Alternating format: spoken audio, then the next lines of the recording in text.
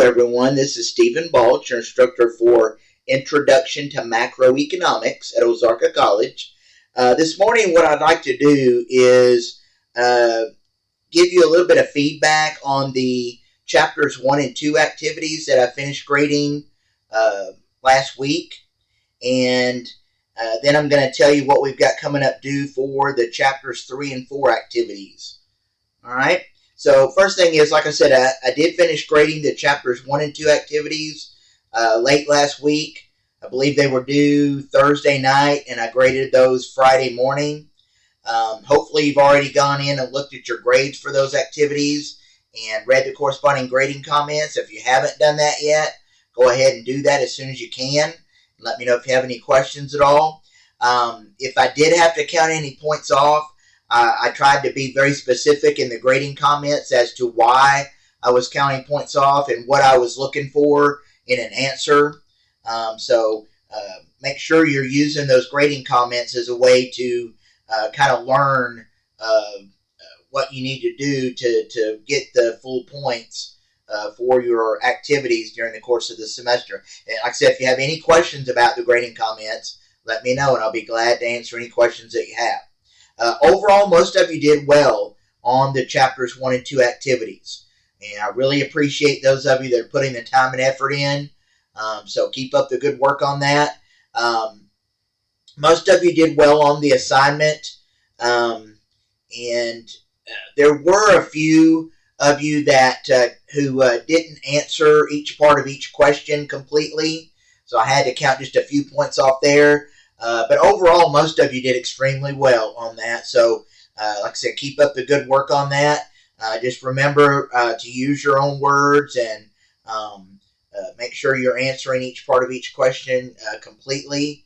And like I said, most of you are. So most of you are definitely on the right track. So keep up the good work on that. The discussion that we had for chapters 1 and 2 that dealt with the opportunity cost of attending college, I thought that went very well. It was a good way, I think that discussion was a good way to take one of the main concepts that we've learned about so far in economics, which is opportunity cost, and apply it to something that you can relate to, which is the choice that you made to attend college. And so I thought that went very well. And I really enjoyed reading everyone's comments, replies, and sharing your information about that topic.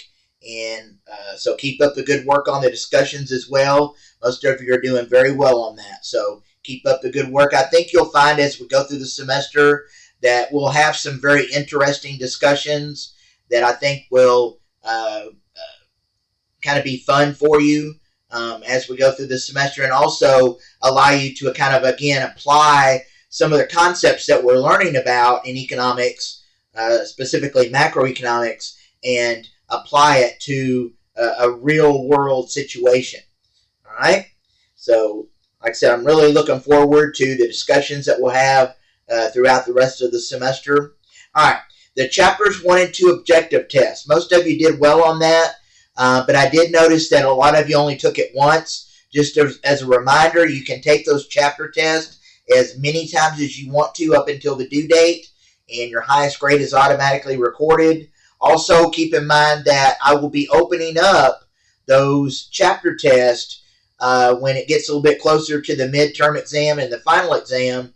I will be opening those up for review so that you can review the concepts that were covered on those tests.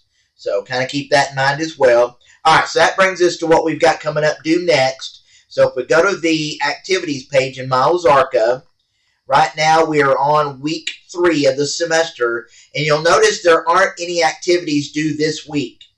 All right, but our next set of activities for chapters 3 and 4 are due the first day of next week, specifically Sunday, February 9th.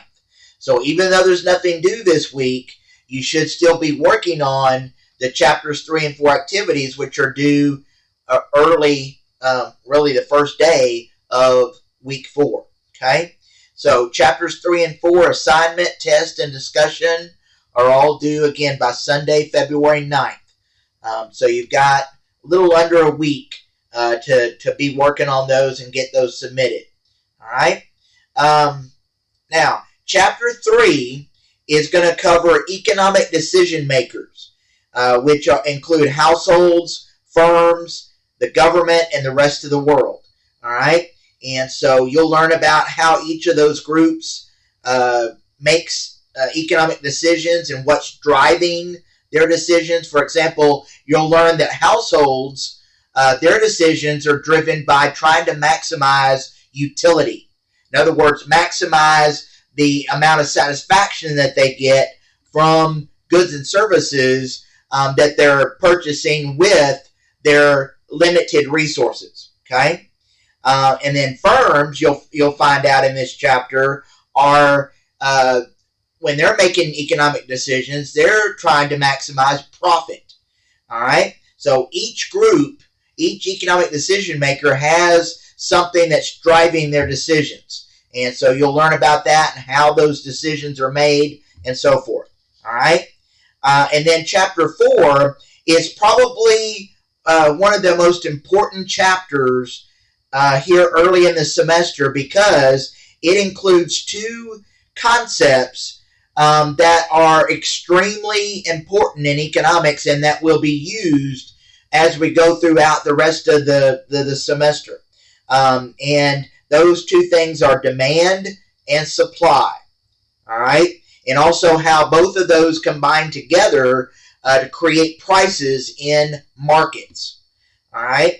And so you'll learn about the law of demand. You'll learn about the law of supply. You'll learn about demand and quantity demanded, and demand, supply and quantity supplied, and so forth. And so a lot of the things that you'll learn about in Chapter 4 will lay the framework for a lot of the things that we'll discuss later on this semester.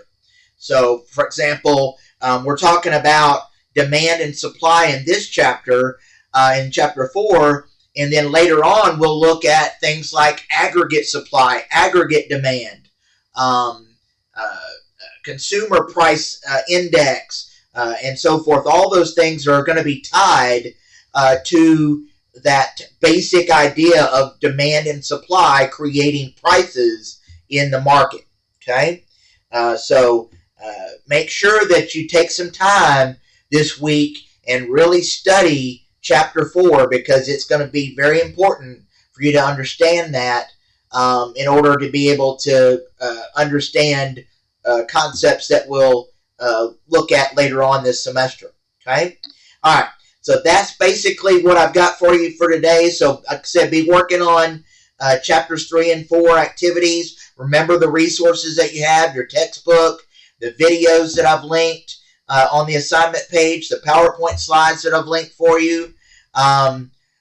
Keep in mind that if you include any information from other sources other than what I've provided for you, you'll need to make sure you cite those sources.